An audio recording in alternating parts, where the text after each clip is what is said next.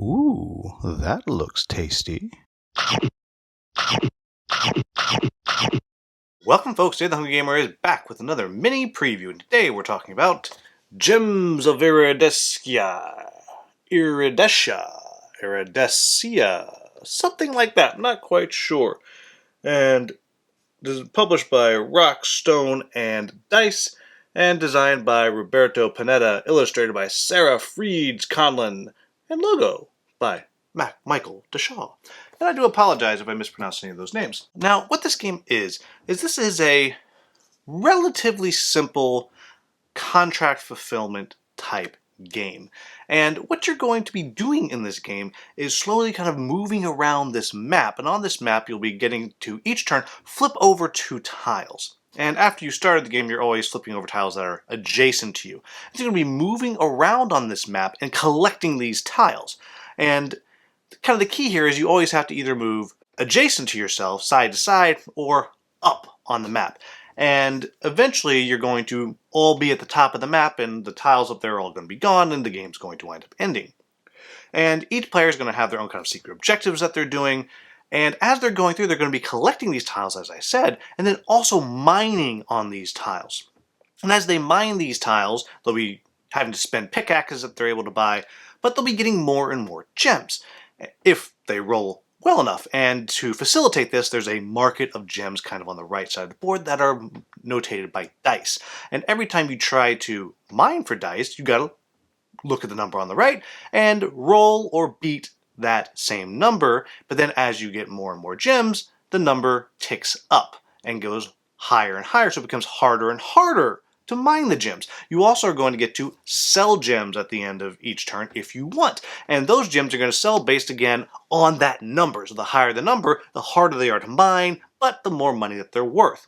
And you're using that money and a very limited inventory to try to get gems that are going to allow you to claim these relic cards, contracts.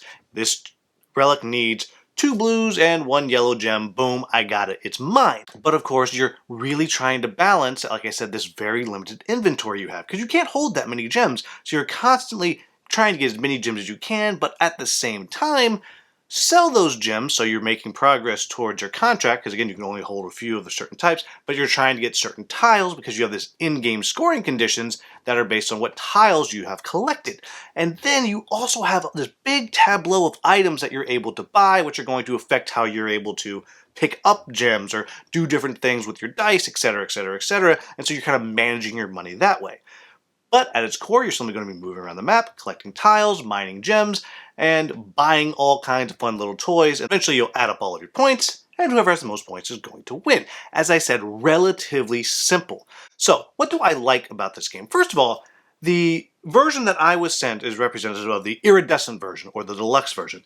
It's really pretty, and I just pulled out 2 of these tiles. As you can see there, each of the gems on it has that kind of foil look or the shine to it. And it's just really pretty. Again, this is the deluxe version, which is all that I've actually gotten to manhandle, as it were.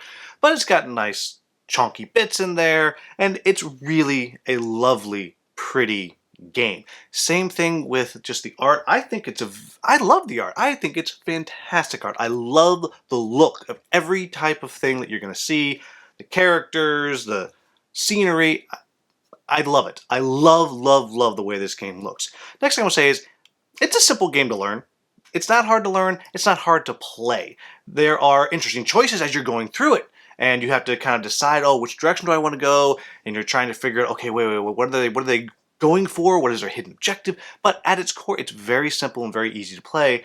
And there is always a space on my shelf for games that I can introduce to people and get onto the table very, very quickly. I also think it's a very interesting and clever way the movement works, because not only are you choosing which tile to go to, which is often an easy choice. Sometimes, like, oh, there's something over there I want to get to, so I need to go that way. It's usually a relatively simple choice of which tile you're going to take, but the hard choice is, do I go up or sideways?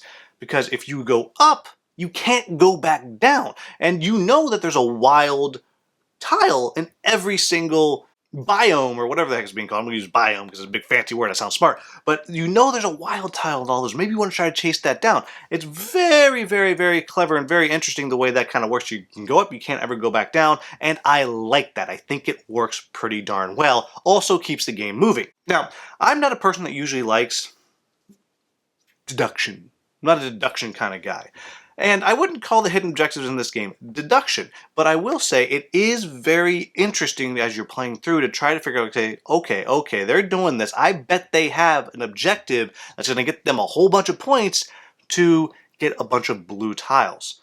Well, maybe I should start chasing some of those relics that need blue gems.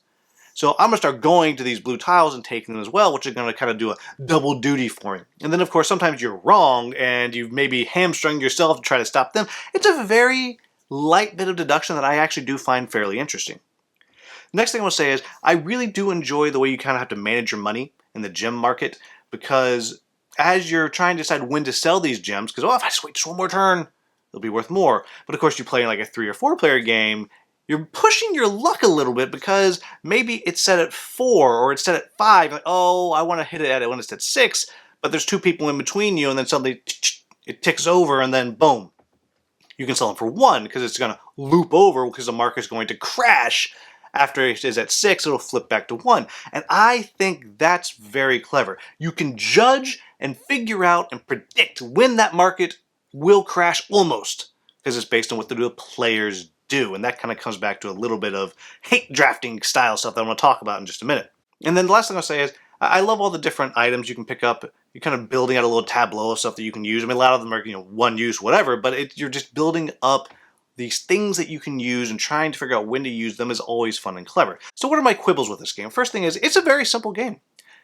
At its core, like I said, it's just contract fulfillment. That's it. That's really all you're doing. There's interesting stuff here, and the market's interesting, and the movement's interesting, but at the end of the day, you're just doing contract fulfillment. You're getting things to spend it to get more things. And maybe that's not what you're looking for. Next thing I'll say is, I mentioned this, there is a little bit of hate drafting in this game. If you figure out what they are trying to do, you can just go and just start pulling stuff away from them. And in the same vein, you can also kind of push the end of the game a little bit, depending on kind of how you're moving and kind of moving up the board and grabbing tiles. And you can't super push the end of the game, but it is there a little bit that you can do that. And I know there are people that don't like hate drafting, and they don't like the idea that someone can just suddenly kind of push the end of the game a little bit. And so just something to kind of think about. And then the only other thing that I'm going to say is, because again, this is a very simple game, and so often with the very simple games, and I'm not saying that as a pejorative, there's not a lot really to kind of critique and criticize. But what I will critique here is I will say that this game is beautiful. I love the art. I don't feel like it's very thematic. It's a beautiful game that you're doing stuff in. And you stop, you look at this art, wow, that's beautiful, and then you kind of get back to kind of your number crunching and stuff. But there you have it, folks. That is Gems of Iridescia. I don't know how to say it, I'm sorry. All in all, this is a really pleasant little game. Contract fulfillment, which I enjoy. It's easy to understand, has a very interesting little market thing going on there, and it's one that if you like lighter games and you're looking for something that looks beautiful and you're looking for something that, and it kind of hits that contract fulfillment niche, well, this might be the game that you're looking for. And as I said, the iridescent version, this is just a prototype that I have here, is really, really pretty. But there you have it, folks. As always, if you found this video useful, please like, subscribe, share, maybe become a channel member. As always, thank you so much for watching. Have a wonderful, wonderful day.